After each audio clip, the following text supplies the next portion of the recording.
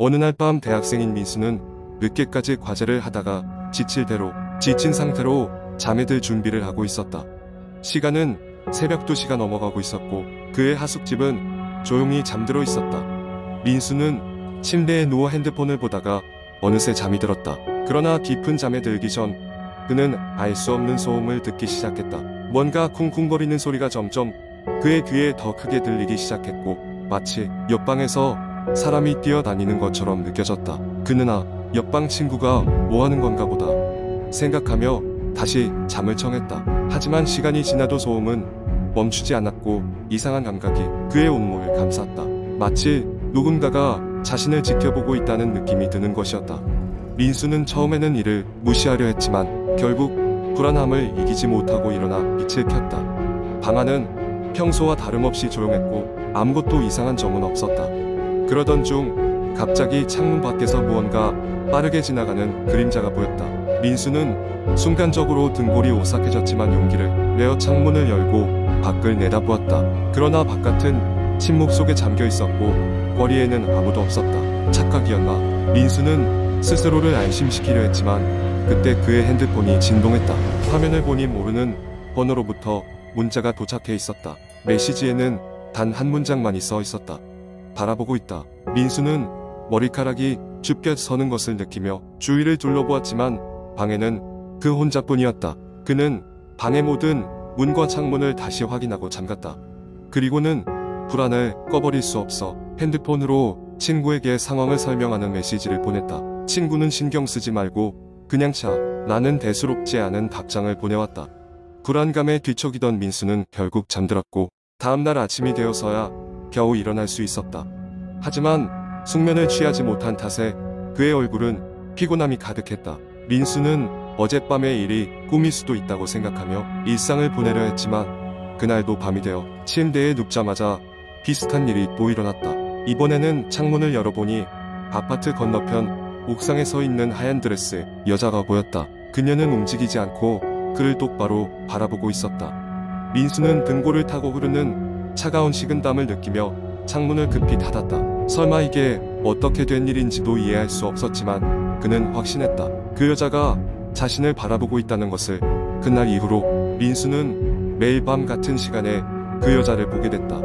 이해할 수 없고 두려운 감정에 사로잡힌 민수는 결국 정신적으로 지쳐갔다. 그는 날마다 그 여자가 누구인지 왜 이런 일이 벌어지는지를 조사하기 시작했다. 아파트 주변 사람들에게 물어보기도 하고 인터넷에 관련 정보를 찾아보기도 했다. 그러나 그의 노력이 결실을 맺지 못하는 가운데 그 여자는 매일 밤 나타났다. 마침내 민수는 자신의 아파트 건물 오래된 주민이었던 분에게서 의미심장한 얘기를 들을 수 있었다. 오래전 그 건너편 건물에서 한 여자가 비극적인 사고로 생을 마감했다는 것이었다. 사람들은 그녀가 여전히 그 장소에 머물며 지나가는 사람들을, 특히 자신이 도움을 주지 못한 사람들을 바라본다는 이야기를 전설처럼 전하고 있었다.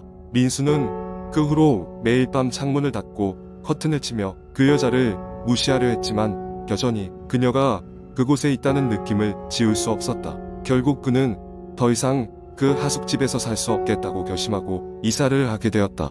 이후 민수는 그 여자를 다시 볼 일이 없었고 마침내 평온함을 찾을 수 있었다.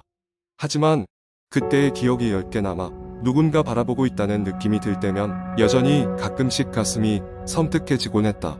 그 후 민수는 자신이 겪은 이 이상한 경험을 인터넷에 공포썰로 남겼고 그 글은 많은 사람들에게 회자되면서 전설적인 이야기 중 하나로 자리 잡았다. 그러나 여전히 일부 사람들은 묻는다.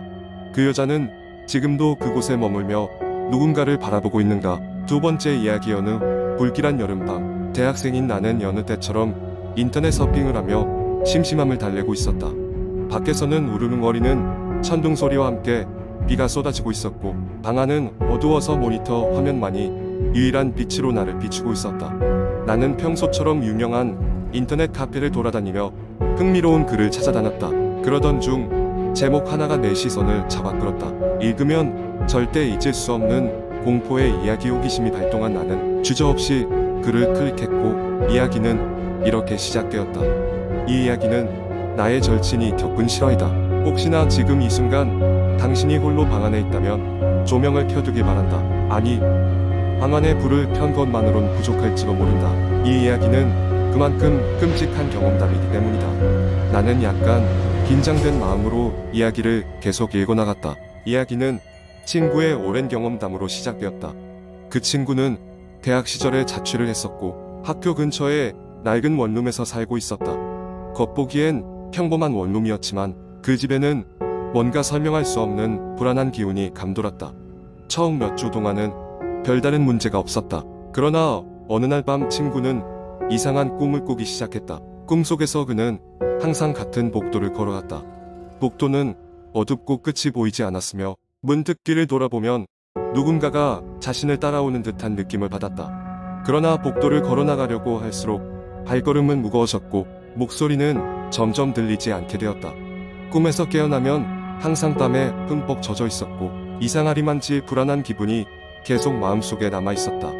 그런데 그 꿈은 매일 밤마다 반복되었고 점점 꿈은 현실과 구별이 되지 않을 정도로 생생해졌다. 어느 날 밤 여느 때처럼 꿈속의 복도를 걸어가던 친구는 문득 천장에서 무언가 뚝뚝 떨어지는 것을 느꼈다. 그것은 차가운 물방울처럼 느껴졌지만 직감적으로 그게 단순한 물이 아님을 알았다. 점점 그 물질은 아주 짙은 붉은색을 띠기 시작했고 친구는 비명을 지르며 꿈에서 깼다. 황급히 전등을 켰지만 방 안에는 아무것도 없었고 그저 조용한 정막만이 감돌았다. 하지만 그날 이후로 이상한 일들이 실제로 일어나기 시작했다. 창문이 스스로 열리거나 물건들이 제자리에 있지 않는 것 같은 소소한 일들 말이다.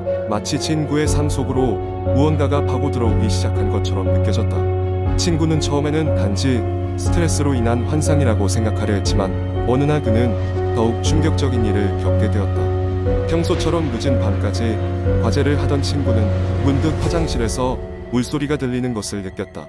수도꼭지를 잠그지 않았나 싶어 확인하러 갔다. 화장실의 문을 살며시 열자 좁은 공간에 칼날 같은 추위가 스며들었다. 그렇지만 그보다 더 끔찍했던 것은 거울 속에서 자신을 응시하고 있는 낯선 얼굴이었다. 깜짝 놀라 뒤로 물러선 친구는 자신이 본 것을 부정하려 했으나 분명히 거울 속에서는 자신이 아닌 누군가가 그를 보고 있었다. 그 얼굴은 창백하고 처절한 표정을 짓고 있었으며 눈은 검디검은 공허함으로 가득 차 있었다. 그 순간 친구는 도망치고 싶었지만 몸은 얼어붙은 듯 움직이지 않았다. 결국 친구는 거울 속의 인물이 자신에게 다가오는 것을 눈을 뜬 채로 지켜볼 수밖에 없었다. 가까워질수록 그의 숨결마저 귀에 들려오는 것 같았다. 그러다 문득 누군가의 손이 뒤에서 그의 어깨를 잡는 듯한 느낌이 들었다. 갑작스러운 충격에 정신을 차려보니 친구는 화장실 문 앞에 쓰러져 있었다. 거울 속에는 더 이상 아무것도 보이지 않았지만 그 공포는 실제로 그를 사로잡았다. 그날 이후 친구는 집을 나와 다른 곳으로 이사하기로 결심했다. 그리고 그 집과 관련된 과거 사건을 조사하기 시작했다. 그러다 충격적인 사실에 다다르게 됐다. 몇 년 전 그 원룸에서는 끔찍한 사건이 있었고 거기서 살던 사람이 의문사했다는 것이었다. 그는 꿈속의 복도가 바로 그 옛날 살던 사람의 마지막 흔적임을 깨달았고 비로소 자신이 그로부터 벗어났다는 사실에 경악했다. 이야기를 읽고 난 후에도 내 마음은 불안정했다. 나는 방 안을 두리번거리며 혹시나 하는 마음으로 주위를 살폈다. 그날 밤 나는 좀처럼 잠들 수 없었다.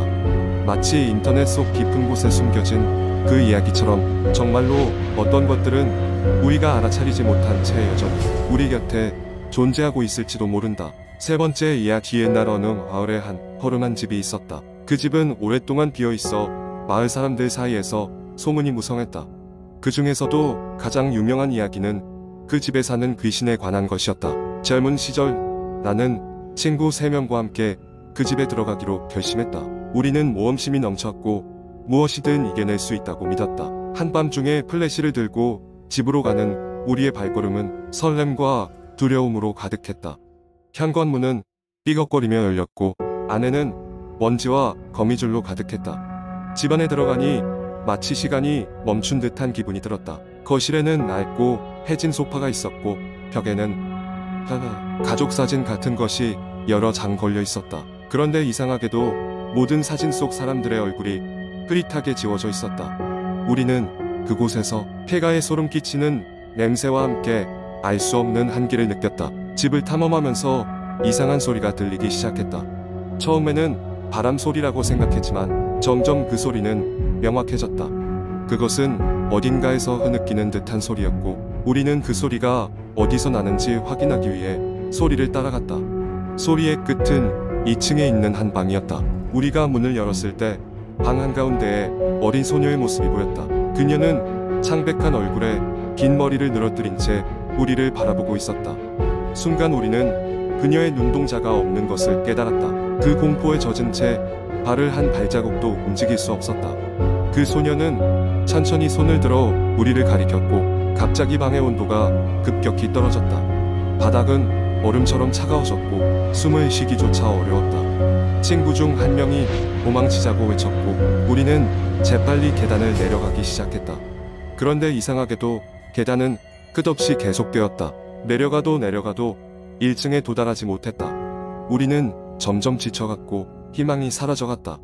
그러던 중 한 친구가 갑자기 사라졌다. 그의 이름을 외치며 찾으려 했지만 응답은 없었다. 우리 셋은 두려움에 떨며 서로를 꼭 붙잡고 도망쳤다.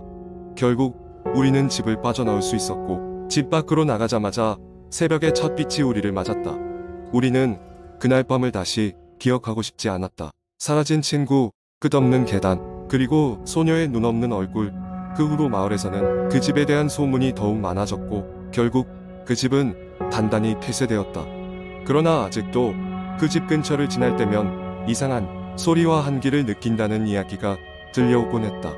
시간이 흐르면서 친구들과 나는 떨어져 지내게 되었지만 그 밤의 기억은 우리 모두에게서 결코 사라지지 않았다. 그리고 그 집의 진실은 여전히 미스터리로 남아있을 뿐이다.